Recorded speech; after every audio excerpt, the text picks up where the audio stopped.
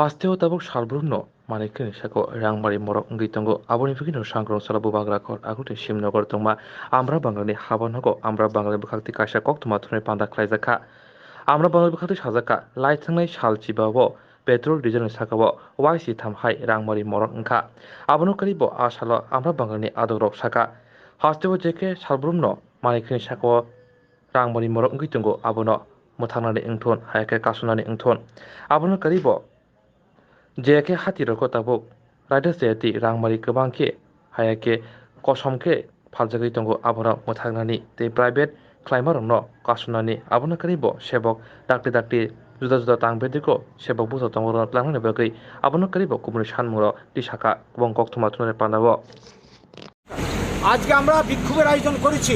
আপনারা জানেন আমাদের রাজ্য তথা আমাদের দেশে প্রতিদিন লাগামহীনভাবে জিনিসপত্রের দাম কি বলবো পেট্রোল ডিজেল রান্নার গ্যাস থেকে শুরু করে নিত্য প্রয়োজনীয় জিনিসপত্র থেকে শুরু করে জীবনদায়ী ওষুধ থেকে শুরু করে সব কিছুর দাম বেড়ে চলেছে। তো এইভাবে যে দাম বাড়ছে, গত 15 দিনে 13 বার পেট্রোলের দাম বৃদ্ধি পেয়েছে আমাদের দেশে এবং প্রায় 800 জীবনদায়ী ওষুধের দাম বৃদ্ধি পেয়েছে। মানুষের আয় কি বেড়েছে? পারিনি। দিনের পর দিন মানুষের কর্মচ্যুতি করছে, আয় কমছে আর জিনিসের দাম বেড়ে চলছে।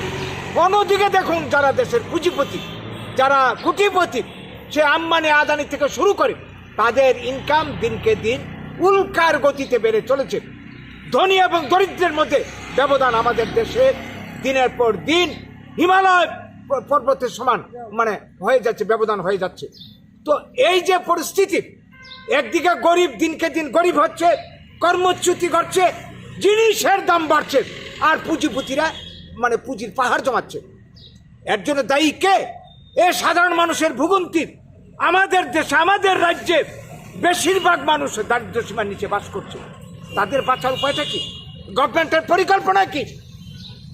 সমস্ত বেসরকারীকরণ, প্রতিদিন বেসরকারীকরণ হচ্ছে। এর মধ্যে রেল বেসরকারীকরণ হয়েছে, কয়লা বেসরকারীকরণ হয়েছে, ব্যাংক বেসরকারীকরণ হয়েছে। এইভাবে বেসরকারীকরণ করে পুঁজিপতিদের হাতে তুলে দেওয়া হচ্ছে আর সেখান থেকে তারা কর্মসংকোচন ঘটাচ্ছে। এই অবস্থায় দেশ চলতে পারে না। কাজেই আমরা এই বিক্ষোভের মাধ্যমে আমাদের প্রতিবাদ, মানুষের প্রতিবাদ সরকারের কাছে আমরা তুলে ধরতে চাইছি।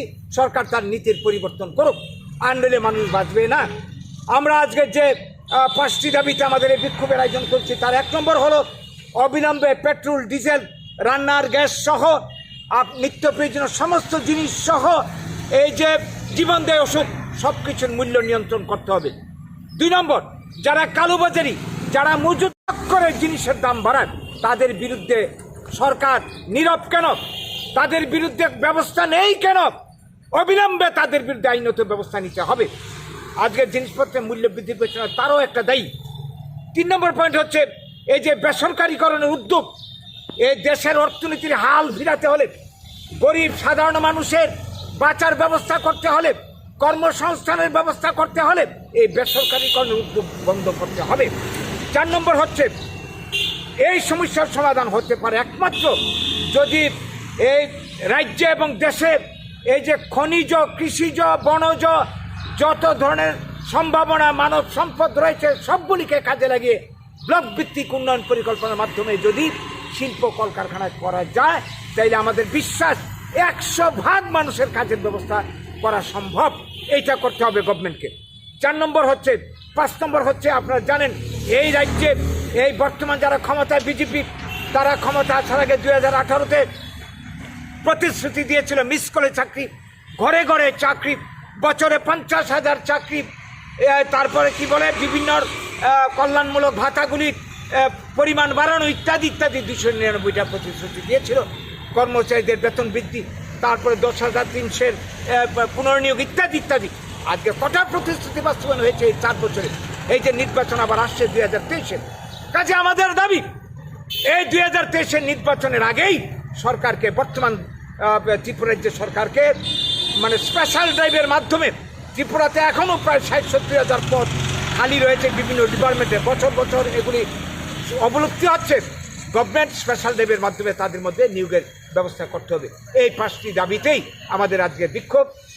এই বিক্ষোভের মাধ্যমে সরকারের কাছে আমাদের বক্তব্য আমরা তুলে ধরতে চাইছি, মানুষের ক্ষোভটাকে তুলে ধরতে চাইছি, আমাদের দাবি তুলে ধরতে চাইছি, যার মাধ্যমে আগামী দিনে সমস্ত সমস্যার সমাধান হতে পারে।